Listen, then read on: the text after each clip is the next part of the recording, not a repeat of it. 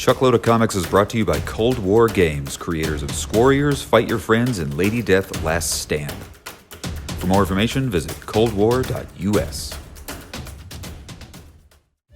Okay, this next story. Absolutely amazing story. This one was like manna from heaven, hitherto undreamt of. There it is, number 3. I said hitherto undreamt of 3 times. You owe me $5. Kevin Feige is jumping ship and going over and doing a Star Wars film. And I know what you're thinking. This is like, no way. You know, you saw it online. Everybody's been talking about this for days. But this didn't come from some random blogger. Right. This didn't come from some random tweet. This came from Alan Horn himself. Alan Horn, the president of Disney Studios. Wow. Alan Horn answers to nobody but Bob Iger. He is the top dog at all things Disney Studios. You know it's legit. It's very much legit. It came right from his desk. He was talking to The Hollywood Reporter, and Alan Horn said, with the close of the Skywalker saga, Kathleen Kennedy is pursuing a new era in Star Wars storytelling. And knowing what a diehard fan Kevin is, it makes sense for these two extraordinary producers to work on a Star Wars film together.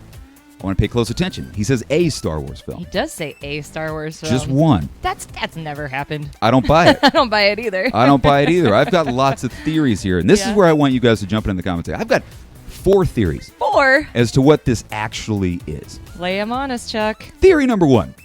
It's exactly what he says it is. It's Kevin Feige. He's been doing the MCU thing for so long. He wants to try Star Wars. I mean, he's a massive Star Wars fan. Everybody knows. He's said this on red carpet interviews. I mean, Alan Horn just said it. Kathleen Kennedy knows it. He's a massive Star Wars fan. Maybe he just wants to try his hand at a Star Wars movie and then go back to the MCU. That's theory number 1. Theory number 2. Kathleen Kennedy has been not the most popular person in Star Wars fandom lately. And I disagree. I love Kathleen Kennedy. She's absolutely amazing. One of the best producers in Hollywood history, Kathleen Kennedy. Well, after, the recent trilogy, a lot of Star Wars fans are not liking the way she's handling things. It's a possibility, and I don't like this possibility, but maybe Kathleen Kennedy's on her way out. Uh-oh.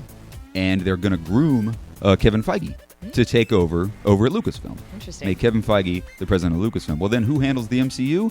You got a lot. They got a bucket full of great directors, great producers. You got people like, Jon Favreau. You could bring him up to run the MCU. I mean, he started the MCU. Right. Let him take the reins. You got Dave Filoni, maybe. Yeah. I don't know. Other great producers and stuff. Yeah. So that's option number 2. Kathleen Kennedy's out. Kevin Feige's moving over, and they're going to move somebody up through the ranks. Option number 3. And this one I like. This one kind of, warms my heart just a little bit. I'm sorry, these theories are really long, but I really like them. Alan Horn, the president of Disney Studios, he came out of retirement. Yeah. To kind of usher in this whole Star Wars thing. Like he was retired, he was done. Yeah. He came out of retirement to keep an eye on things. I wouldn't be surprised if now that Star Wars exists in the world of fandom, maybe Alan Horn's going to retire again. Whoa. Maybe Kathleen Kennedy's going to take over Alan Horn's position. Interesting. Kevin Feige's going to take over Kathleen Kennedy's position. Maybe it's shifting. And then, like I just said, then they bring somebody else up through the ranks. Like Favreau or Dave Filoni or somebody to take over the MCU. Okay. But that way Kathleen Kennedy's going to move up. Everything, it's just like a lateral shift. Wow. Alan Horn retires. Everybody takes one step to the left, one step up. And the 4th theory I got, I know this is good. I'm getting long-winded here, but it's kind of fun to talk about. 4th theory. Benioff and Weiss, the guys that created Game of Thrones, the showrunners of Game of Thrones, we know that they have a trilogy, a Star Wars trilogy coming up. On the other side of the coin, they were just given a Netflix deal worth $500 million. Oh my gosh, that's Netflix cut them a blank check. Well, not a blank check. It was for $500 million and said, do whatever you want with it. Right. Just here's $500 million. Come make amazing stuff for Netflix. Now, if you are Benioff and Weiss and you have a trilogy of Star Wars films you have to make, that's like 8 years of filmmaking, 10 years of filmmaking. That's a lot of time. They're probably already starting to work on it. But then you also have this $500 million obligation. With Netflix, I would not be too surprised if Benioff and Weiss are like, we don't have time for this Star Wars thing. Let's go do the Netflix thing instead. Okay, so who's going to do the new trilogy? Kevin Feige. Oh, yeah. So Kathleen Kennedy stays where she is. Alan Horn stays where he is.